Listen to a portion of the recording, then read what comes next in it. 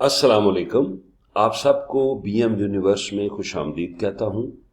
हमारा आज का टॉपिक है non probability sampling method. Non probability sampling method में बुनियादी तौर पे जो आप इंडिविजुअल सिलेक्ट करते हैं वो based on non random criteria के करते हैं and not every individual has a chance of being included.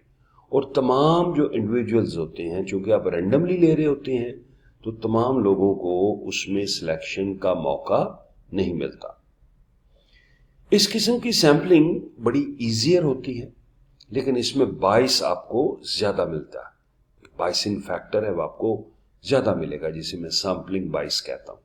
तो इसकी डेफिनेशन को देखते हैं कि a subjective non random method of selecting units from a population is known as non probability sampling. तो इसको हम नॉन प्रोबेबिलिटी सैम्पलिंग का नाम देते हैं। लेकिन चूंकि आप एक पॉपुलेशन का रिप्रेजेंटेटिव सैंपल साइज ले रहे हैं तो आप कोशिश ये करते हैं, या रिसर्चर ये कोशिश करेगा कि ये मैक्सिमम इंफॉर्मेशन किसी एक पॉपुलेशन के बारे में एक्सप्लेन करे। नॉन प्रोबेबिलिटी सैम्पलिंग के अगर हम इस्तेमाल की बात करें तो ज्यादातर ये एक्सप्लोरेटरी और क्वालिटेटिव रिसर्च यूज होती है। और ये हम करते क्यों हैं कि इन दोनों टाइप्स में ये आपका एम नहीं होता कि आप हाइपोथेसिस को टेस्ट करेंगे। ओके, आप सिर्फ एक अंडरस्टैंडिंग डेवलप कर रहे होते हैं और एक ओपिनियन डेवलप करके एक पॉपुलेशन के बारे में राय कायम करते हैं। दूसरा पॉइंट इसका है कि although it is simpler and less expensive to obtain this kind of sample, there is a greater chance of sampling bias। मैं ऑलरेडी एक्सप्लेन कर चुका हूं कि ये लेस एक्सपेंसिव है। सैम्पलिंग बायस का फैक्टर इसमें आपको ज्यादा मिलता है। अब हम इसकी टाइप्स को देखते हैं। सबसे पहले है कन्वीनियंस सैम्पलिंग। कन्वीनियंस सैम्पलिंग में हमने फोकस करना है असेसिबिलिटी पे। तो जो इंडिविजुअल्स आपको असेसेबल हैं आप उनको अपनी स्टडी का पार्ट बना लेते हैं। कन्वीनियंस सैम्पलिंग टेक्निक को इस्तेमाल करते हुए आप इनिशियल डाटा तो कलेक्ट कर लेते हैं, लेकिन आप ये नहीं कह सकते कि ये किसी भी पॉपुलेशन का रिप्रेजेंटेटिव सैंपल सेट है। और अगर ये इस तरह आपको रिजल्ट मिल रहा है तो आप जनरलाइजेबल रिजल्ट नहीं देख सकते। इट मींस कि आपका रिजल्ट तमाम पॉपुलेशन पे फिट नहीं होगा। अब इसमें आपको दो किस्म की बाइस का सामना करना पड़ता है। एक को हम कहते हैं सैम्पलिंग बाइस कि कन्वीनियंस है, असेसिबिलिटी है, और दूसरा है सिलेक्शन बाइस क्योंकि जो पॉपुलेशन के मेंबर्स हैं they don't have equal opportunities of selection for a study. Number 2, voluntary response sampling. Voluntary response sampling भी एज ऑफ एक्सेस पे बेस करती और ये कन्वीनियंस से मिलती जुलती है।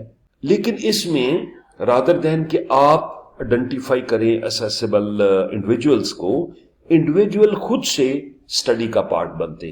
तो इसमें हम जिक्र करेंगे सेल्फ सिलेक्शन बाइस का कि लोग जो खुद से आगे आ रहे हैं तो उसमें ये पॉसिबिलिटी है कि इसमें जो बाइसनेस है वो फैक्टर डोमिनेंट हो सकता है। Number 3, purposive sampling.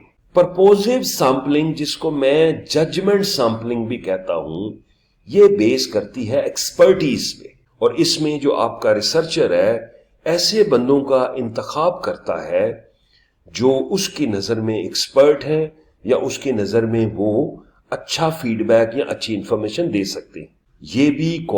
ये टेक्निक भी क्वालिटेटिव रिसर्च में ज्यादा इस्तेमाल की जाती है। इसमें भी अगर आपको डीप इनसाइट चाहिए किसी एक मौजू के बारे में, एक टॉपिक के बारे में, तो यू विल यूज परपोजिव सैम्पलिंग। तो आप स्टैटिस्टिकल इन्फ्रेंसेस कायम नहीं करते, deep insight of any subject आप लेने की कोशिश कर रहे होते हैं। यहां पे आपने जो ख्याल रखना है आपका इंक्लूजन एंड एक्सक्लूजन क्राइटेरिया बड़ा वेल डिफाइंड हो कि अगर आप किसी को सिलेक्ट कर रहे हैं क्या रीजन है, क्या उसका रेशनल है, और अगर आप किसी को सिलेक्ट नहीं कर रहे तो उसकी क्या लॉजिक। और जो ऑब्जर्वर बाइस है जो आपके आर्गुमेंट को इफेक्ट कर सकती है उसमें भी आपका खास फोकस हो कि वो कम से कम नंबर 4 स्नोबॉल सैंपलिंग।